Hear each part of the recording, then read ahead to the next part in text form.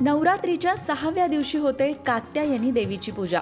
पण ही कात्यायनी देवी नक्की कोण बरं, हे जेव्हा शोधायचा प्रयत्न केला तेव्हा एक नवीन माहिती कळाली. आणि ती अशी की भगवान श्रीकृष्ण पती म्हणून मिळावे यासाठी गोपिकांनी या कात्यायनी देवीची उपासना केली होती, असा उल्लेख भागवत पुराणात आहे.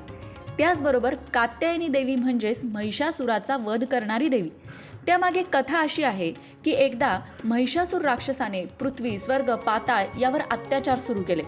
कुणालाच त्याचा पराभव करता येईना. तेव्हा देवता ब्रह्मा, विष्णू, महेश यांच्याकडे गेले आणि मदतीसाठी हाक मारू लागले.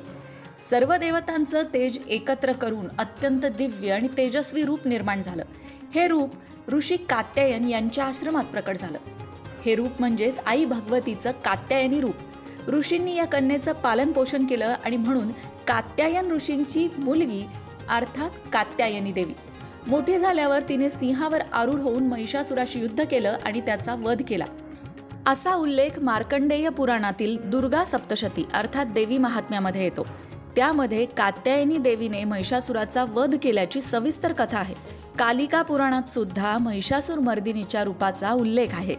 अशी ही कात्यायनी देवी भक्तांची मनोकामना पूर्ण करणारी देवी आहे. त्यामुळे नवरात्रीच्या 6व्या दिवशी या कात्यायनी देवीचं स्मरण नक्की करा आणि कमेंट बॉक्समध्ये आई जगदंबेचा उदो उदो लिहायला विसरू नका.